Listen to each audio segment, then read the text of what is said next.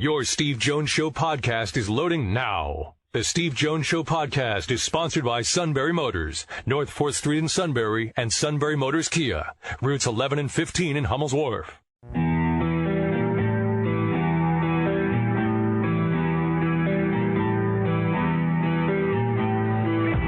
Sports talk where your voice counts. This is the Steve Jones Show on News Radio 1070 WKOK. Now, from the Sunbury Motors Studio, here's Steve Jones. And today's show is brought to you by Sunbury Motors, 4th Street in Sunbury. Sunbury Motors Kia, routes 11 and 15 in Hummel's Wharf. Hey, the other guys have their own way of doing business. Sunbury Motors does business the way I like it. At Sunbury Motors, 4th Street in Sunbury. Sunbury Motors Kia, routes 11 and 15 in Hummel's Wharf. Play-by-play call of the day.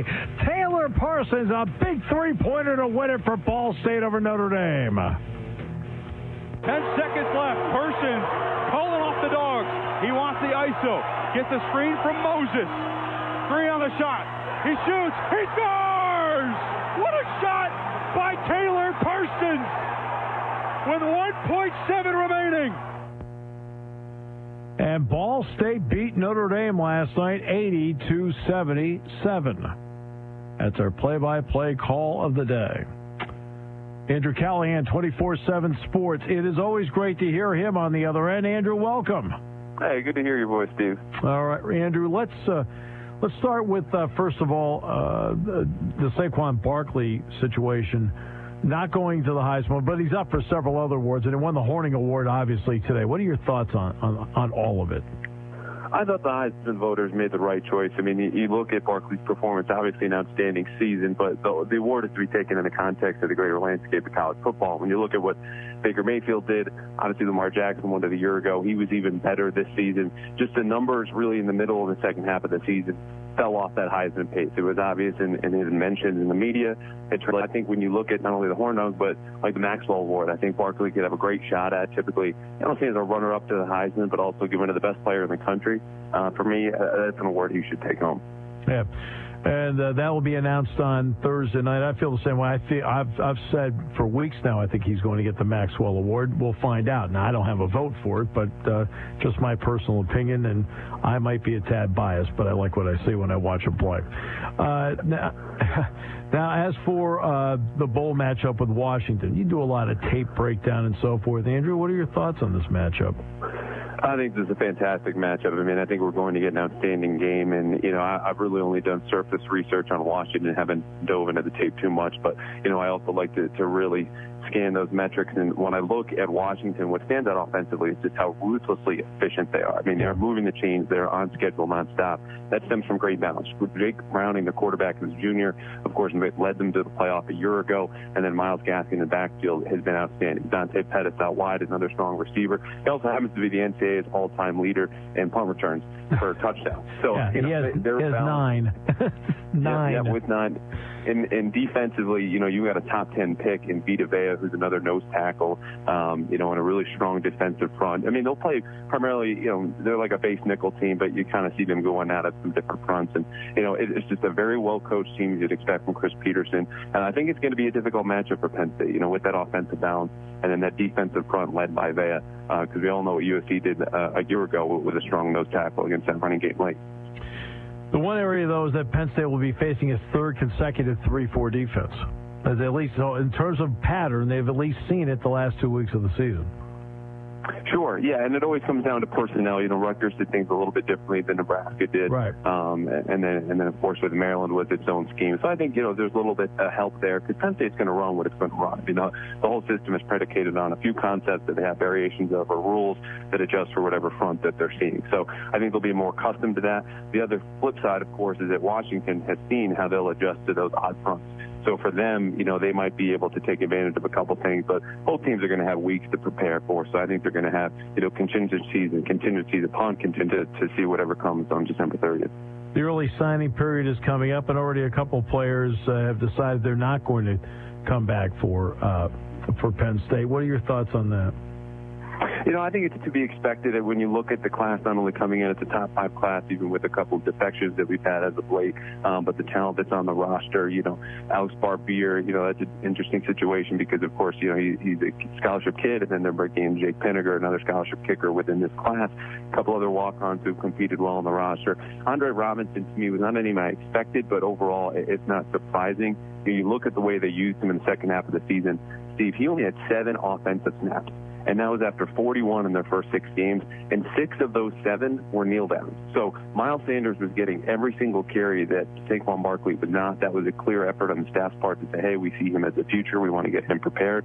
And Robinson's role was never going to grow, even after Saquon leaves. So he's a quality back. You definitely wish the best for him, and I think he could really have an impact for a different program down the road. I agree with you, Andrew. He is a good back. He is a good, rock-solid running back that a lot of teams can win with. Yeah, he was really good, averaged 6.1 yards per carry a year ago, 4.9. I might have those numbers slipped up. But either way, he was productive when he got his chances, good in short yardage, and he's not going to run away from anybody, but just very sound. And a guy that, again, like I said, I think even like a lower tier Big Ten program could rely on. He doesn't have to jump down to an FCS or in a low FBS. I think he could find a home in an area where they're still going to compete with him. I want to get your thoughts on basketball because obviously you were at the game the other night. What were your thoughts watching that?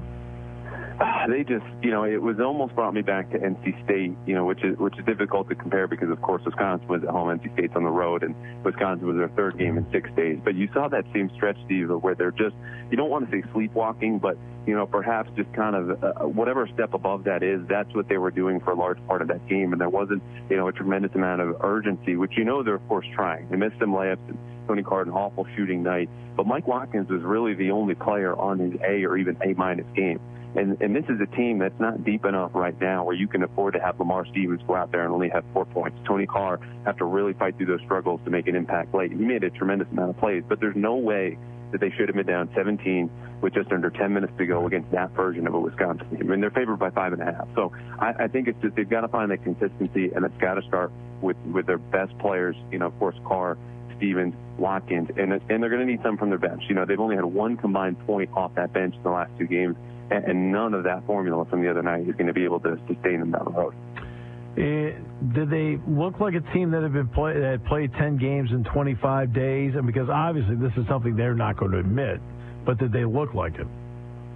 Right, and that's something I actually asked Pat right afterward. I said, listen, this might sound ridiculous given the plays that Tony made, because even before that final shot, we all saw him going to the line and getting to the cup, and he had the rebound on that free throw miss that Wisconsin had right before the final possession. Right. So he's up there, and he's got enough in his legs. The problem is physical fatigue is not the only thing they're battling. You're looking at mental fatigue, and there was a lot of one-on-one offense that was taken, whether it was him or Shep Garner, and then defensively you have blown assignments. Ethan Happ's a very good player. They did a good job on him, but then you allow some freshmen to break out for Wisconsin. That's just, you would have been able to contain them had you just stayed either out on the perimeter or just kind of, been able to handle some of those switches. So I think they did to an extent. But even knowing that, they're coming home. They know the team they're facing. They know this is a big game considering the loss at NC State. They've got to really show well in the Big Ten if they want to make the NCAA tournament at this point, and even exceed expectations that were maybe even the highest that we had in the offseason. In fact, you talk about mental fatigue. I'm convinced that showed on the final shot by Tony because Pat didn't call timeout because he had what he wanted. He had everything he wanted. He had a small lineup out there for Wisconsin, because if he had called timeout, they'd have put the big guy back in. And he had him on there, backpedaling, and Tony settled for a shot. Right, they're in conversion. They don't know exactly who they're going to guard, and Tony had a mismatch himself. They're looking to clog the lane, and Watkins is into the basket, so there's really, not an option to feed him there. So for Tony to take that shot, I like Pat Trustin. I sat down with Tony multiple times. We all see what he can do on the floor. He's a smart kid, well-spoken kid. So I didn't mind the three-point shot as many as other people did. I'm not going to say it was the best option, but, there's no doubt there that I think, again, after all the circumstances, not only is it 3 games in 6 days, but he had played at least 38 minutes against NC State, then at Iowa, and now against Wisconsin. That's going to take a toll on anybody. And Pat said, I got to get them under 34, and they're going to have to moving forward and get more, like I said, from that bench. Yeah, so this will be the one time where they Well, they'll get a little break in the schedule. They only have the one game Saturday, then they don't play again until Sunday. Of course, that's after finals, but still, the one time in the schedule. And the schedule normalizes because we talk about the compressed schedule this year because of Madison Square Garden, they just finished the compressed schedule part. Yeah, they did. And you know what? Even when they returned, Steve, after finals, I mean, we can look at that schedule and go, they've got cupcakes coming up. You got Binghamton, you got Penn State, and the ball's really not going to get rolling again until January 2nd when they have to go to Maryland. You know, and I think, of course, not only will they be rested then, but you want to have that mental edge that you don't lose. And I think the good sign is when they play teams like, you know, I just mentioned Binghamton, Penn State, they've blown them out. And you need to start demonstrating that again because that's what good teams do. I mean, they don't get lucky in a series of close games. They handle their business in games where you expect them to win big. So Penn State has done that to date. And again, against more competitive teams has faltered, as we've seen against NC State and Wisconsin. But, you know, they've got to get back and develop some better habits and then be ready to roll when the Big Ten really gets rolling again. Back to football for a moment. Did the College Football Playoff Committee get it right? I think so. You know, I think we talked about Ohio State last week, and, you know, even watching the Big Ten championship game, I'm just looking at the team and go, you just can't tell me it's the four best. And if that's what we're here for, then Alabama needs to get in because for 13 of the 14 weeks of the season, they were ranked in the top 2 of every single poll. Then they lose to Auburn. I mean, no one's going to punish them for going into that place and losing the Iron Bowl. So I think the committee got it right. Should there be a cry for 8? Do you like 4? No, I like 4. I think, you know, and this is, can't remember exactly where I saw this, but it was very well put that when you talk about 8, you're then favoring access over excellence. And here when we're talking about championships, you only want the teams that have deserved it and proven it beyond reasonable doubt that they belong there. We have some questions about Alabama and Ohio State. Can you just imagine the questions that we might have when you're talking about spots 7 and 8, which then are going to go to at least 10 teams in the conversation, perhaps even 11. I mean, these are very, very good, deserving football teams. I think this is the way it should stay. If anything, maybe go to 6, but then, you know, for me, I'm a fan of 4. Andrew, always a pleasure. Thanks so much. Appreciate your time. Not a problem. We'll see you next week, Steve.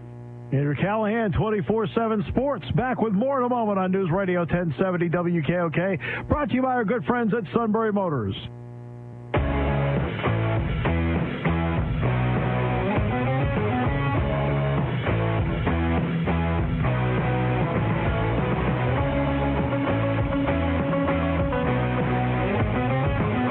Great to have you with us on this Wednesday. Coming up tomorrow, we have a beat reporter from the Rams that is going to join us on the show. That's Rich Hammond, who from the Orange County Register and the LA Daily News. Also tomorrow, Roxy Bergstein, play-by-play announcer for the Pac-12 networks, will be on. Because obviously he had several Washington games this year. Jim Delaney is scheduled for Friday. And it looks like we're going to have somebody on from the Fiesta Bowl on Friday as well, plus picks coming up on Friday. And you almost feel like in some ways, after we've been go, go, go, right, that we are just, for the moment, just in a little bit of a lull. A little bit of a slow time right now. Now, next week you'll probably have a few baseball trades made because the winter meetings are going on in Orlando starting on Sunday. So there's going to be some baseball movement next week. Gabe Kapler, by the way, hired former Giants second baseman Robbie Thompson to be his bench coach. Not an insignificant hire. That bench coach is critical. I think, in fact, you can talk third base coach, first base coach all you want. I always feel like the bench coach now has become the single most important hire that a manager makes. And Robbie Thompson, the former Giants second baseman, will end up being the bench coach for the Phillies, working with Gabe Kapler. So that's the move they made today. Will the Phillies make any other personnel moves? That's going to be interesting because they have the money to do it if they want, I believe. And I think that, they have some young players that can play, no question. It wouldn't hurt, though, to have a couple of veterans around them to make it, I don't know, that leadership quality, which I think the Phillies desperately need with these young players.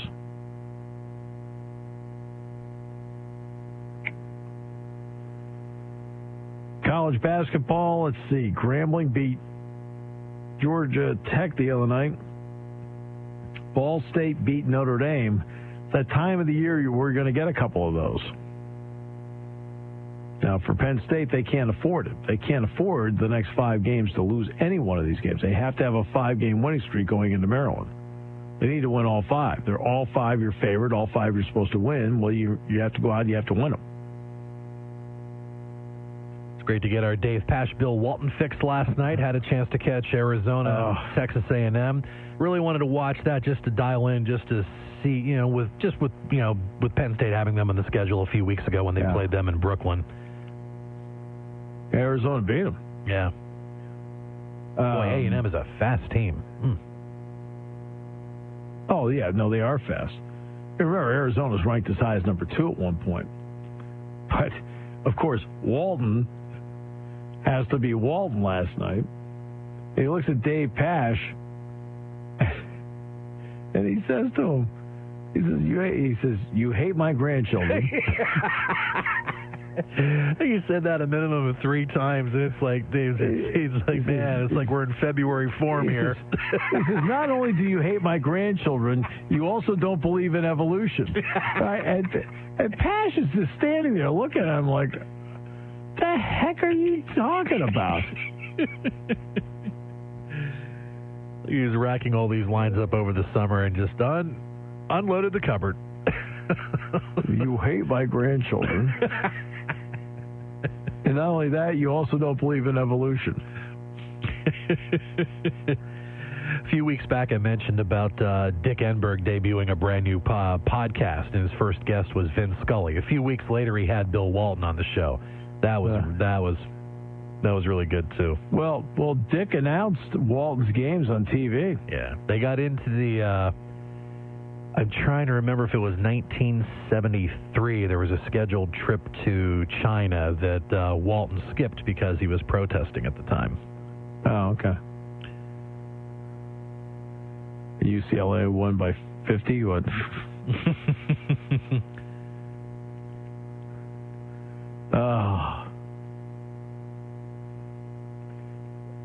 You look at him and you say, oh my gosh, I believe in evolution. I mean, these are all things he said last night. Unbelievable. Then there was one little hiccup that the Aggies went through about halfway through the second half. He goes, that was one of the 6 worst plays in Texas A&M basketball history. Now that's making up a number. Right? Believe me, I've done 3 Texas A&M basketball games in my career. Okay? I can think of other moments that were worse. Right? In the last 5 minutes of the Arizona-Texas A&M game, Bill Walton has compared himself to Solar Energy, gushed about a Fleetwood Mac concert, showed off a picture of Dave Pash's grandchildren that Dave didn't know he had.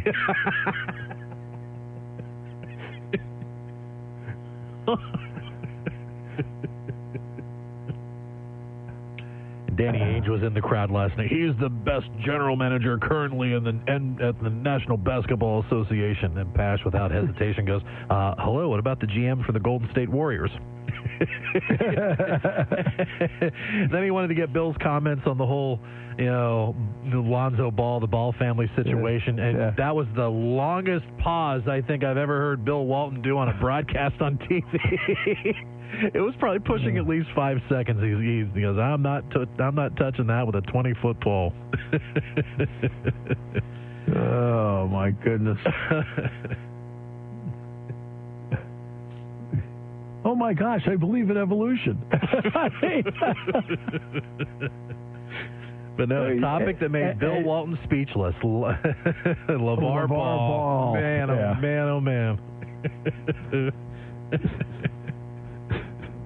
No, hey, my grandchildren, you don't believe in evolution. I think, I don't get this from the guys I work with.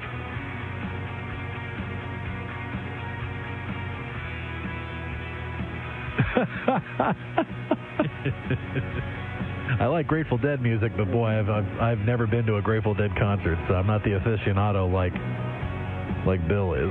He follows them all over the world. He sure does. Wow. Well, somebody said he's an American treasure. I'll say he's an American original. How about that? That works. Hey, you don't get this kind of commentary in Iran. North Korea? No. They don't deserve them. Oh, no, they haven't earned the right to hear Bill Walton. Wow.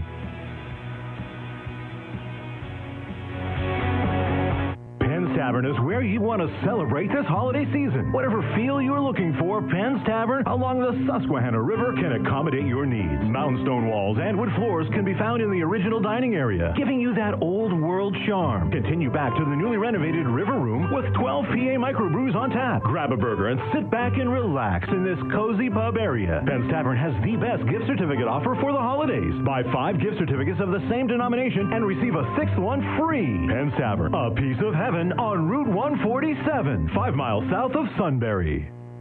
Taking your calls at 800-795-9565. This is the Steve Jones Show on News Radio 1070 WKOK. Now, from the Sunbury Motors Studio, here's Steve Jones.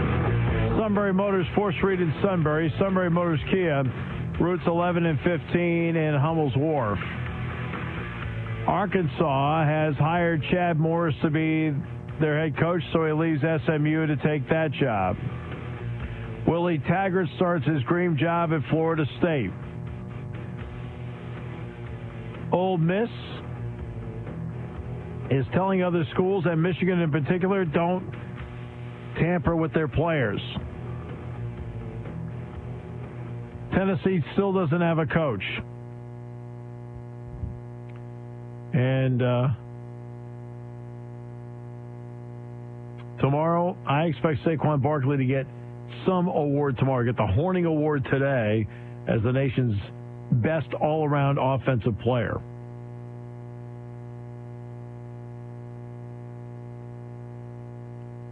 That's probably a pretty easy one to vote on based on the kickoff returns, the receiving yardage,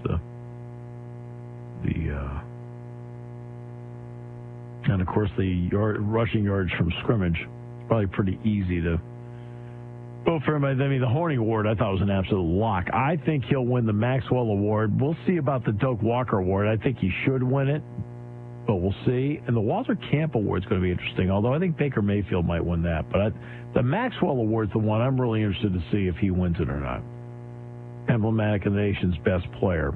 Roger Goodell has signed his contract with the NFL. He has signed it in principle. Arthur Blank signed it on behalf of the Compensation Committee. And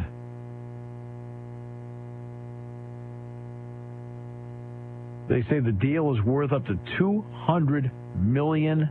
How about that? $200 million.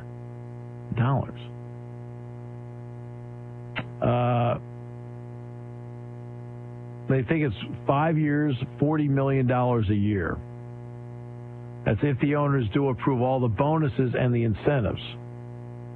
The base salary of the new contract is actually in the single-digit area. So I was right about that part. Roughly 85% of the total potential compensation package is from bonuses, which will be subject to ownership approval and validation. But when it's all said and done, it could be about $40 million a year. And the Compensation Committee did approve it unanimously. The deal with Goodell runs through 2024, which means that he has to be the guy that negotiates the new TV contracts in 2021. So 2020 and 2021, that's going to be the key time. He needs to come through in a big way and increase the money for the owners there. Yeah, How he's going to do it, I don't know. Yeah, they'll start to work on that. I'd say in year and a half, something like that, give or take. Probably. Goodell has earned $212.5 million in the last 11 years. The NFL paid Goodell nearly $32 million in fiscal year 2015, the last year in which public records exist. His contract would have expired after the 2018 season, so they got it done now.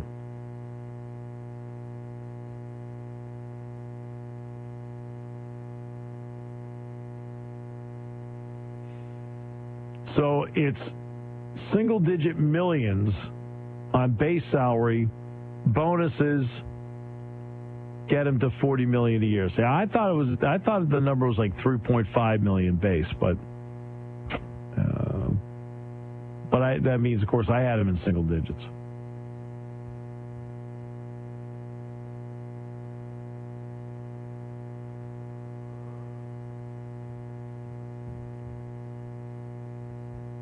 Goodell has not had a good run the last 3 years, and a lot of it's dealt with discipline. Let's see. Other notes. Let's see. Aloha had his suspension reduced to a fine. No reduction for Juju Smith-Schuster or for Rob Gronkowski. Steve Spagnuolo is now the new head coach of the New York Giants, and guess who the starting quarterback is? Eli Manning. Ryan Shazier is still in Cincinnati undergoing tests. Stayed in the Cincinnati hospital again today. So that's the story when it comes to the NFL. They're also considering throwing you out of the game for targeting. They're considering it.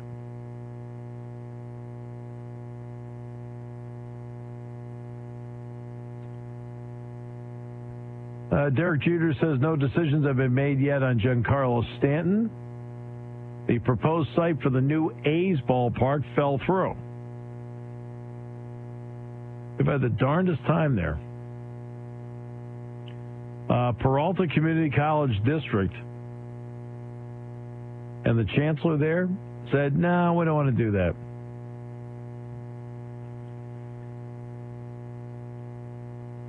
They wanted to open it as soon as 2023.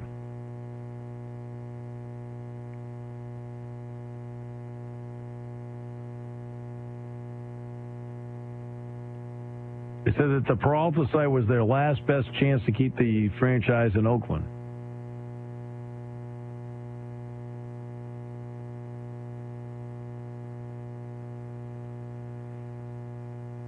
Now, why they turned it down, I don't know. That's the... But it fell through. They can't move to San Jose. San Jose wants to build a ballpark, and they can't move there. They're not allowed.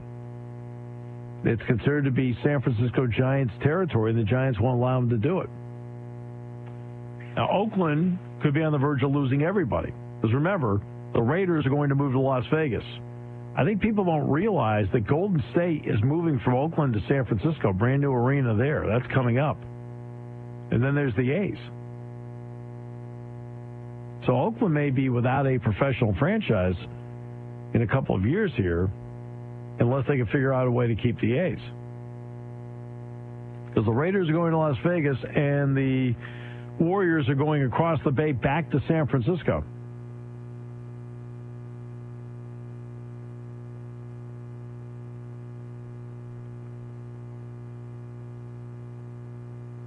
And college basketball news, UCLA canceling the Montana game because of wildfires.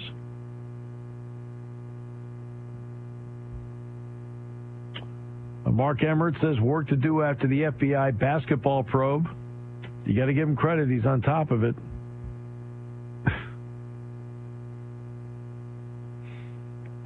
Steve Alford was surprised to learn LiAngelo Ball was leaving UCLA. Basically, what he said was he found out listening on the radio on the way home from practice. Not exactly a fun way to learn about it. Oh, he left, huh? You would think that LeVar would have Steve's number on speed dial. Guess not. Oh, he probably does, but you do have to hit the button. Seattle really wants an NHL franchise. Their chance of getting one improved dramatically yesterday when the Seattle City Council overwhelmingly approved a memorandum of understanding for the $600 million privately financed redevelopment of Key Arena. The council vote was 7-1. Say the building would be ready by October 2020. A timeline for an NHL or NBA team coming to Seattle remains uncertain.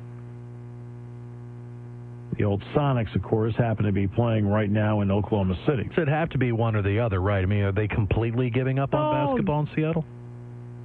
No. They want. Both of them can play there. They're just redoing the arena. And the fact that they have it privately financed, a big plus.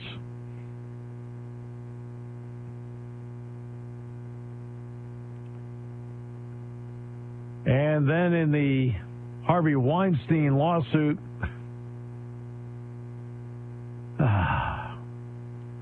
New York Knicks owner the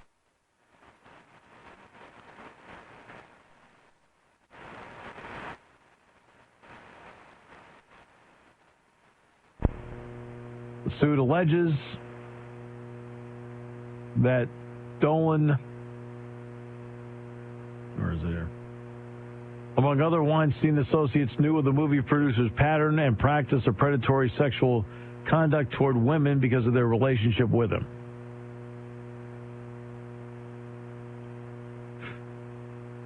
Great. And by the way, you saw the Times People of the Year happen to be, it's the whistleblowers in the Weinstein lawsuit. All right, we'll take a break. That's the news of the day. We'll wrap it up in a moment on News Radio 1070 WKOK.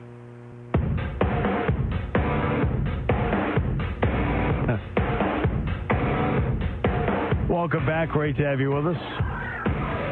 Well, 7 days away, the big company holiday party being billed as maybe the best ever.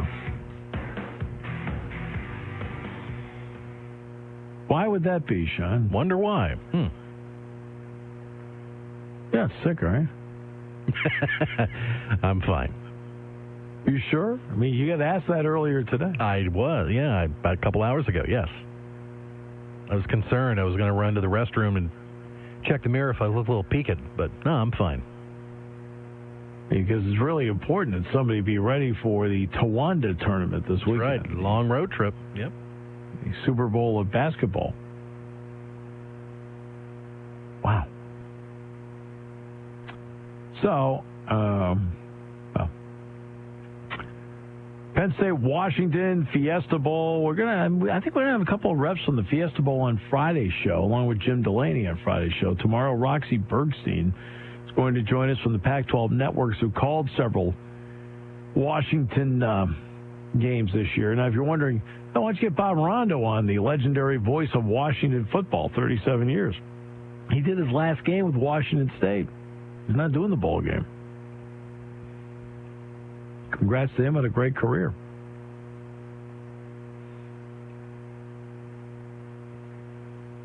And Rich Hammond tomorrow, the Rams beat writer from the Orange County Register and the LA Daily News. So we'll get a preview because the Eagles play the Rams. The Eagles stayed out, by the way, on the coast. They actually practiced at Anaheim Stadium, the home of the Angels. And so they stayed out on the coast after the game at Seattle. The Washington is a very they use really the same formula Penn State uses. They really do. Great field position. They dominated field position against almost all their opponents this year. Good defense. Talk about the rushing numbers against that 3-4, really good. Vita Vea is really a terrific player at nose tackle. Not only size, but you also look at, you watch him use his hands. Terrific. And then, of course, Dante Pettis on punt returns. He's returned 9 for touchdowns in his career for this season.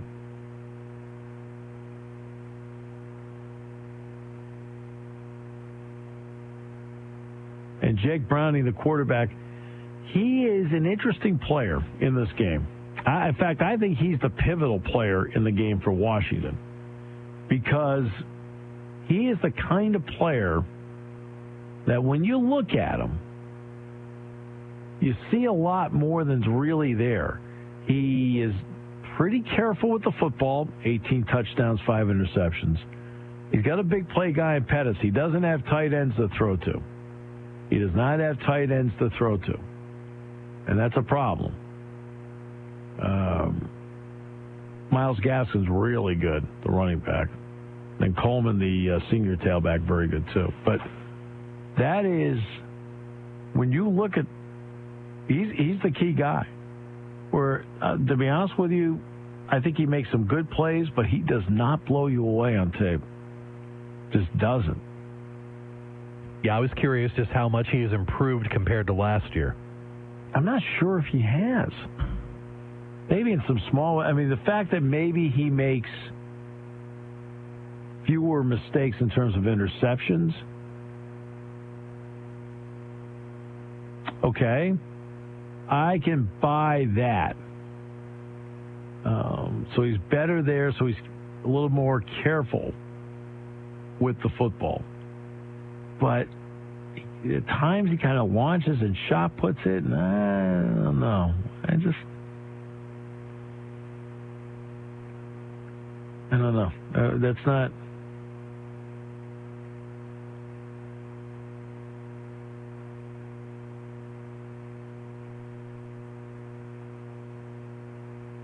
I just look at him and I just don't know. I see he's a good player, but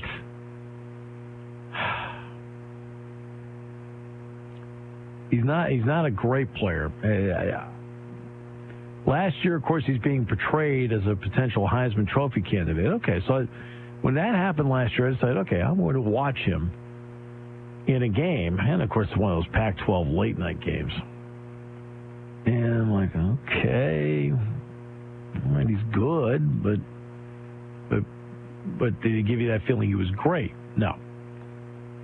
All right. So then I watched him, of course, in the bowl game against Alabama. I was like, you're not going to look good against that group. So I gave him a pass on that. Then, watching him this year, I saw the Arizona State game live. I'm like, okay, not very good. And I've watched a little bit of tape where I've seen some really good moments out of him and some really flat moments out of him. They protect him well. And he's not afraid to just go, okay, I'm getting rid of it. I'm not going to, you can tell he does not want to throw an interception, so he doesn't take a lot of chances. Which is fine. I mean, it's the way a lot of quarterbacks play these days. It's the way a lot of quarterbacks play these days. So is it just easy right off the jump to say if Penn State takes away their run game, it's going to be a long day for the Huskies? If you take away their run game, I think you've now put yourself in a great spot to win the game. But Gaskins is really good, and they'll run Wildcat with Gaskins, and not so much Coleman, but Gaskin more than Coleman. But Myles Gaskin's really good. Really, I mean, he's like Saquon, 3 straight 1,000-yard seasons. He's not. Saquon's a better receiver. Saquon returns kickoffs. So he's a better all-around player than Myles Gaskin is. But doesn't mean Gaskin's not good, because Gaskin is quick. I mean, he's really quick. And Pettis has great speed, great judgment. You watch him on a punt return. He's really good. It's going to be, when Penn State has to punt, it's one of the keys to Pettis is just don't punt. Be really good. Don't punt. But the defensive numbers, the secondary for Washington is not as good as it was last year. But their front seven is better. and they put enough pressure on with that front seven. I think they have 38 sacks this year, where it takes a lot of pressure off of their secondary.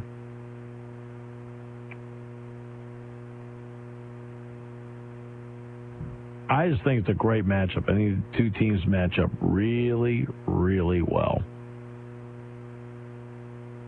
So it's going to make it fun. And, 3 weeks from? Yeah, 3 weeks from Saturday coming up.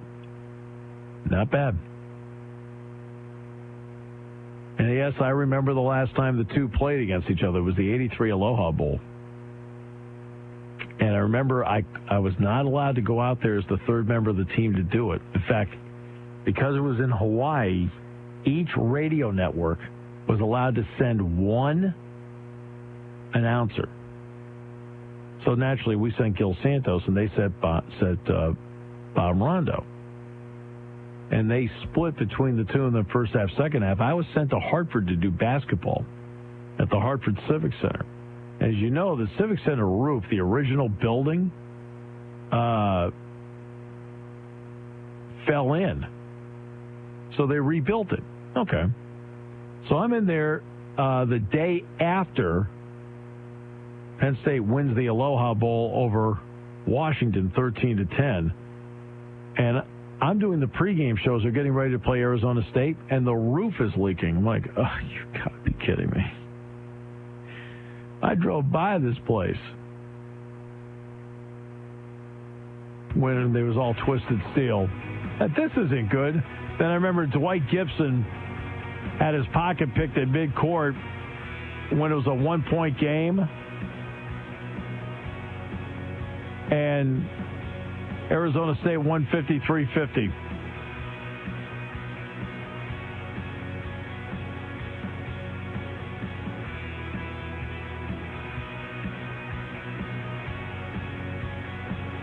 Memories. Geez, I'm old.